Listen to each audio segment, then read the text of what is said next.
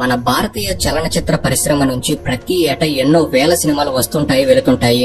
కానీ వాటిలో కొన్ని మాత్రమే భాషతో సైతం సంబంధం లేకుండా అలా ప్రేక్షకుల మనసులో ఎప్పటికీ నిలిచిపోతుంటాయి. ఒక సినిమా సూపర్ హిట్ అవడానికి చాలానే కారణాలు ఉండొచ్చు. వాటిలో ముఖ్యంగా హీరో క్రేజ్, ఎలివేషన్స్ ఒకటైతే కథలోని బలం అనేది మరో ముఖ్య అంశం. కేవలం కథలోని బలం వల్లనే కొన్ని చిత్రాలు బ్లాక్ బాస్టర్ హిట్స్ గా నిలిచి ఎన్నో కొత్త సినిమాలకు ఇన్స్పిరేషన్ గా సైతం మారాయి. అలాంటి సినిమా కథల్లో మొదటి వరుసలో ఉండే ఒక సినిమానే చంద్రముఖి. నాకు తెలిసి ఈ సినిమాను చూడని ప్రేక్షకుడు అంటూ ఉండడేమో. ఎందుకంటే ఈ సినిమాలో కథే మెయిన్ హీరో. రకరకాల భాషల్లో రకరకాల నటులతో తీసినప్పటికీ కథకు ఉన్న బలం కారణంగా అన్ని చోట్ల సూపర్ హిట్ గా నిలిచింది. ఈ కథకు ఇంత బలం ఉండడానికి గల కారణం ఇదొక రియల్ స్టోరీ కాబట్టి. కాకపోతే రియల్ స్టోరీని కాస్త సినిమాటిక్ వేలోకి మార్చి తీశారు. మరి ఆ చంద్రముఖి సినిమాకి ఇన్స్పిరేషన్ గా నిలిచిన ఆ రియల్ స్టోరీ ఏమిటి అనేది మీకు ఇప్పుడు ఈ వీడియో తెలుపుతాను. వీడియో తప్పకుండా మీకు నచ్చుతుంది. సో దయచేసి ఎండ్ వరకు మిస్ అవ్వకండి. అండ్ ఇలాంటి మరెన్నో ఇన్ఫర్మేటివ్ వీడియోస్ ని మీ కొరకు తెచ్చేందుకు మీ సపోర్ట్ కి జస్ట్ లైక్ చేయండి చాలు. సో ఇంక లేట్ చేయకుండా let's get into the video.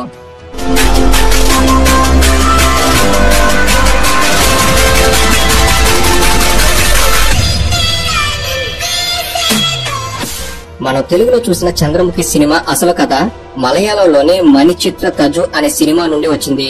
ఈ సినిమా కథ అంతా ఒక పెద్ద భవనం చుట్టూనే తిరుగుతుంది. ఈ చిత్రం 1993లో రిలీజ్ అయింది. ఇందులో మోహన్ లాల్ గారు డాక్టర్ పాత్రలో, శోభన గారు గంగా పాత్రలో నటించారు. ఆ తర్వాత ఈ సినిమా ఇన్స్పిరేషన్ తోనే చంద్రముఖి సినిమాని తీసి 2005లో రిలీజ్ చేశారు. ఇక ఈ సినిమాల విషయాన్ని కాసేపు పక్కన పెడితే ఈ రెండు సినిమాలకు ఆధారమైన కథను రాసిన వ్యక్తి మాత్రం ఒకరే, ఆయనే మధు ముత్తం గారు. ఇతను ఈ కథను ఎలా రాశారంటే, ఇతను కేరళలోని అలప్పుజ అనే ప్రాంతంలో నివసిస్తుంటారు. వీరి ప్రాంతంలో ఒక పాతబడిపోయిన పెద్ద బంగ్లా ఉంది. ఇందులో ఒకప్పుడు ఒక ధనవంతుడు ఉండేవారు. మధు గారి ఇంటికి ఈ బంగ్లా కాస్త దూరంలో ఉంటుంది. దాంతో వీరికి ఈ బంగ్లాపై ఆసక్తి ఏర్పడి అసలు ఒకప్పుడు ఇక్కడ ఎవరు జీవించారు, ప్రస్తుతం ఎందుకు ఇలా పాతబడిపోయి మిగిలింది, ఈ బంగ్లా వెనక ఏమైనా చరిత్ర దాగి ఉందా అని తెలుసుకునేందుకు వారి ప్రాంతంలోని పెద్దలందరినీ ఆరా తీసి మరి ఎన్నో విషయాలు చివరికి తెలుసుకున్నారు. ఆ నిజ జీవిత కథ నుంచి కాస్త ఇతర అంశాలను జోడించి చివరికి ఈ చంద్రముఖి స్టోరీని రాసి ఇచ్చారు. సినిమాలోని అసలు కథ ఏంటి అనేది మనందరం చూసాం. కానీ ఆ బంగ్లా వెనక ఉన్న అసలు కథ ఏమిటి, మధు ముత్తం గారు ఆ బంగ్లా గురించి తెలుసుకున్న అసలు విషయాలు ఏంటి అనేది ఇప్పుడు మనం చూద్దాం. ఆ బంగ్లా, అదే ఆ పెద్ద భవనం యొక్క ఒరిజినల్ పేరు అల్లుమ్ ముట్టిల్ మేడ. ఈ పురాతన భవనం కేరళ రాష్ట్రంలోని అలప్పుజ జిల్లాలోని నంగియార్కులంగర మావెలిక్కర రోడ్డుకి పక్కన ముట్టాం దగ్గరలో ఉంది. మనకు సినిమాల్లో చూపించేలా అంత పెద్ద భవనంలా ఈ ఒరిజినల్ ది ఉండదు, కాస్త చిన్నగానే ఉంటుంది. కేరళలోని ప్రజలు ఈ ఇంటిని తరవడు అని పిలుస్తారు, అంటే సాంప్రదాయమైన ఇల్లు అని అర్థం. ఈ ఇంటిలో చాలా భాగం అనేది చెక్కతోనే నిర్మించి ఉంటుంది. ఈ ఇంటిలో జరిగిన యథార్థ సంఘటనల నుంచే చంద్రముఖి స్టోరీని రాశారు. ఇక ఇంటిని కట్టించినది మరియు దీని ఓనర్ పేరు కరణవర్. కరణవర్ అనే ఈ పేరుకి అర్థం కుటుంబ పెద్ద అని. వీరినే అల్లుమ్ ముట్టిల్ చిన్నన్ అని కూడా పిలుస్తుంటారు. నిజానికి ఈ కరణవర్ అనే వ్యక్తి చాలా ధనవంతుడు. కానీ దురదృష్టవశాత్తు ఈయనకి పెళ్లి అయిన కొంతకాలానికే తన భార్య మరణించింది. పిల్లలు కూడా లేరు. ఇక కరణవర్ నివసిస్తున్న ఈ ప్రాంతాన్ని, కేరళ మొత్తాన్ని అప్పట్లో ట్రావెన్కోర్ రాజులు పరిపాలిస్తున్నారు. వీరి పరిపాలనలో కేరళ ఎంతో బాగా అభివృద్ధి చెందింది. ఆ సమయంలో కేరళ మొత్తంలో కేవలం 3 లేదా 4 కార్లు మాత్రమే ఉండేవి. వాటిలో ఒకటి ట్రావెన్కోర్ మహారాజుది అయితే మరొకటి ఈ కరణవర్ది. అంటే మీరు అర్థం చేసుకోండి కరణవర్ ఎంత ధనవంతుడు. కానీ ఒక విషయం ఏమిటంటే ఆ రోజుల్లో కులాల భేదం ఎక్కువగా ఉండేది. సో కరణవర్ పుట్టిన కులాన్ని కూడా అప్పటి సమాజం అంటరానితనంగానే చూసేది. కానీ కరణవర్ దగ్గర ఎక్కువ సంపద ఉండటంతో అందరూ చివరికి మహారాజుతో సహా ప్రతి ఒక్కరూ కూడా ఆయన గౌరవించేవారు. ట్రావెన్ మహారాజు అయితే ఏకంగా ఈ కరణవర్ కి చన్నన్ అనే బిరుదులు సైతం ఇచ్చారు. ఇక అప్పట్లో కరణవర్ కట్టించుకున్న ఈ ఇల్లు అనేది ఆ చుట్టుపక్కల ప్రాంతాల్లోనే అత్యంత ఖరీదైనది, ప్రత్యేకమైనది. ఈ ఇంటి మొత్తాన్ని కూడా కరణవర్ కేరళ సాంప్రదాయ చెక్క శిల్పతో నిండేలా కట్టించారు. కరణవర్ గొప్ప ధనవంతుడు కావడంతో ప్రతిరోజు చుట్టుపక్కల ఊర్ల నుంచి వందల మంది ప్రజలు ఆర్థిక సహాయం కోసం వచ్చేవారు. అలా వచ్చిన వారికి కరణవర్ సాయం చేయడం మాత్రమే కాదు, అన్నదానం ఏర్పాటు చేసి భోజనం పెట్టి పంపేవారు. అలాంటి మంచి మనిషిగా వీరికి పేరు ఉండేది. ఇక కరణవర్ యొక్క అంత పెద్ద ఇంట్లో తనతో పాటు తన అక్క చెల్లెళ్ళు, అన్నదమ్ముల కుటుంబాలు కూడా అక్కడే నివసించేవారు. అలాగే ఈ మేడలో పనిచేసే పనివారి కోసం ఈ మేడకు పక్కనే ఇళ్లను నిర్మించారు. వాటిలోనే పనివారు బ్రతికేవారు. మనం చంద్రముఖి సినిమాలో పెద్ద బంగ్లా నుంచి చూస్తే పక్కనే చిన్న ఇల్లు కనిపిస్తుంది కదా, అలా ఉండేవి. ఇక కరణవర్ యొక్క చుట్టాలలో చాలా మంది ఈ పెద్ద ఇంట్లోనే ఉండేవారు.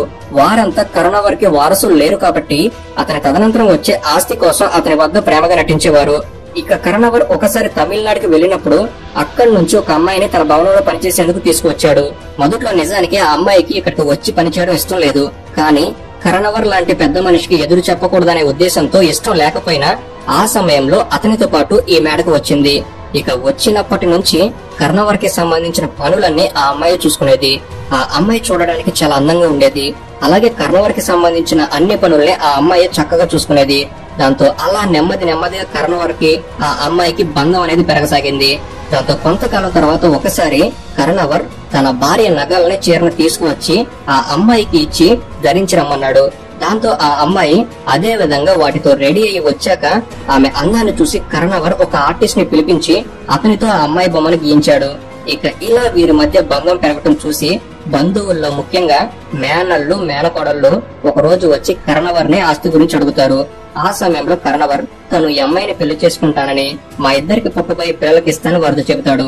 దాంతో ఇది విని వారికి కరణవర్ మీద విపరీతమైన కోపం ఏర్పడుతుంది. ఒక పని మనిషిగా పుట్టబోయే పిల్లలకు ఆస్తిని ఇస్తాడా, ఆస్తి వాళ్లకు దక్కకూడదు అని డిసైడ్ అయ్యి ఎలా అయినా ఇక కరణవర్ ని చంపాలని నిర్ణయించుకుంటారు. అలోమ్ ముట్టిల్ మేడ చాలా విశాలంగా ఉంటుంది. పెద్ద గదుల్ని కలిగి ఉంటుంది. ఒకేసారి 2000 మంది కూర్చుని తినే పెద్ద హాల్, అండర్ గ్రౌండ్ రూమ్లు, స్టోర్ రూమ్లు, ఒక రూమ్ కి ఇంకొక రూమ్ కి అటాచ్డ్ గా ఉండే రూమ్లు, ఇలా చాలా అద్భుతంగా సాంప్రదాయంగా చెక్క దూలాలతో నిర్మించబడి ఉంటుంది. ఇలాంటి ఈ గొప్ప మేడని అలాగే సంపదని ఎవరో పని మనిషి పిల్లలకు ఇవ్వడం ఇష్టం లేని కరణవర్ మేనల్లో ఒక రోజు కరణవర్ నిద్రపోతున్న సమయంలో అతని తలను నరికివేశారు. ఈ హత్య వెనక సాక్ష్యాలు కూడా ఉండకూడదనే ఉద్దేశంతో ఆ పని మనిషిని కూడా వారు చంపేశారు. ఇక ఆ తర్వాత ఇంట్లోని బంధువులంతా ఇంట్లోని నగలు, డబ్బు, ఆస్తి కాగితాలతో పారిపోయారు. ఈ హత్య తర్వాత ఇక ఇంటి బయట నివసించే పనివారు కూడా నెమ్మదిగా ఆ ఇంటిని ఖాళీ చేసి వెళ్లిపోయారు. ఏది ఏమైనప్పటికీ ఆ ఊరి పెద్దలు ఈ హత్య గురించి విచారించగా చివరికి దోషులెవరో తెలవడంతో వారికి చట్టపరంగా ఉరిశిక్షణ వేశారు.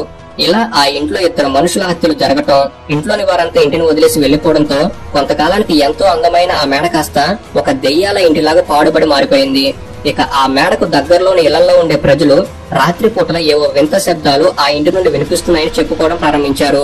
దాంతో ఊర్లోని వారందరూ ఆ ఇంట్లో ఆత్మలు ఉన్నాయని అటువైపునకు రావటమే మానేశారు.